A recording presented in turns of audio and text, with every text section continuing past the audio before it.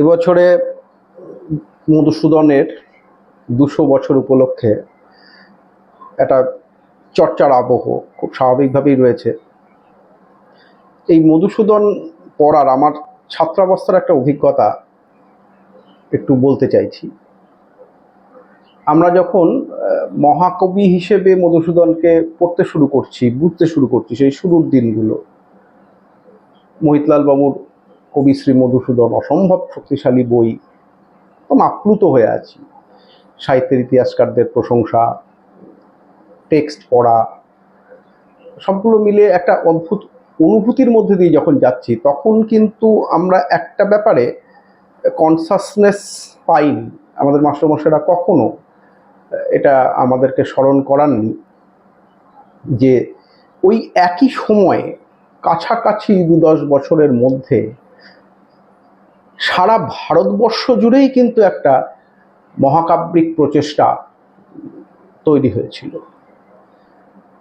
এই ধারণাটা না থাকার জন্য আমরা মধুসূদন সম্পর্কে, তার সাহিত্যে, নতুন ভারতীয় সাহিত্যে নতুন সংযোজন সম্পর্কে যতটা আবেগাপ্লুত ছিলাম, 2003-এ যখন আমি গবেষণা শুরু করছি কলকাতা বিশ্ববিদ্যালয়ে, তখন কিন্তু এই ব্যাপারটা আমার প্রথম ধাক্কা খেলো। একটা বই দেখাই, এই বইটার সূত্র ধরে প্রথম আমার ব্যাপারটা ধাক্কা খেয়েছিল শিশিরবাবুর history of Indian literature.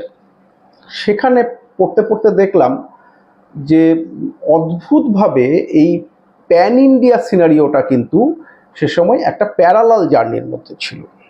Maithili ভাষাতে, এটা খুব শুনতে আশ্চর্য লাগে হয়তো, কিন্তু মৈথিলি ভাষাতে, শিশিরবাবু রেফার করছেন, আপনার বইটা দেখতে পাবেন, সাহিত্য একাডেমি থেকে বেরিয়েছে বইটা, বহু পুরনো বই। মৈথিলি ভাষাতে কিন্তু একেবারে ইউরোপিয়ান স্ট্রাকচারে মহাকাব্যের একটা চেষ্টা চলছে। এম কুন্তি, মারাঠি সাহিত্যিক, তিনি শিবাজিকে নিয়ে একটা আউটস্ট্যান্ডিং কাজ করছেন।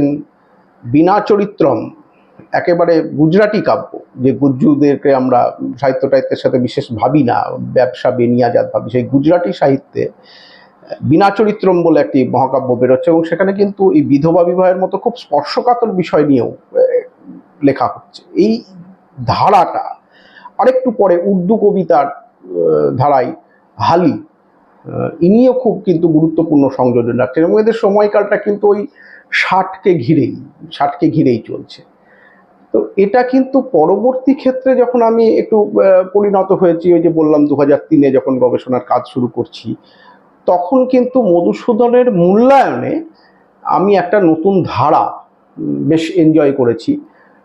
ভাবছি যে অন্যান্য জায়গায় যেভাবে ভাবা হচ্ছে তার সাথে মধুসূদনের মিল অমিলের একটা কম্পারেটিভ যেটা থাকে আর কি, কারেকশন ডিস্টিংশন দেখানো, কতটা দেখিয়েছি সেটা অন্য প্রসঙ্গ। আমার গবেষণাতে মধুসূদন একটা চ্যাপ্টার ছিলেন, সেটা কতটা দেখিয়েছি সেটা অন্য প্রসঙ্গ, কিন্তু ব্যাপারটা কিন্তু খুব একটা ইন্টারেস্টিং পেরিফেরি তৈরি করে দেয় আমাদের স্টাডির ক্ষেত্রে। এবং মধুসূদন নিয়ে কথাটা বললাম একটা উপলক্ষ করে।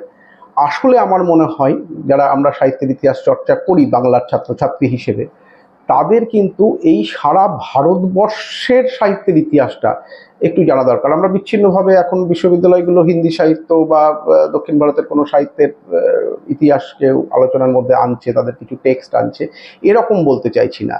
আমাদের যারা প্রাইম পিলার ছিলেন, যে ধারাটা ছিল, সেই ধারায় এই যে প্যান ইন্ডিয়া সিনারিওটা কিভাবে এগিয়েছে, সমান্তরালভাবে ভারতীয় যে ভাষা পরিচয়ের কাঠামোটা রয়েছে, সেই ভাষাগুলো কিভাবে একইভাবে এগোতে থেকেছে, এইটা কিন্তু একটা নতুন ভাবনার প্রসারণ ঘটানোর ক্ষেত্রে খুব গুরুত্বপূর্ণ বলে আমার মনে হচ্ছে।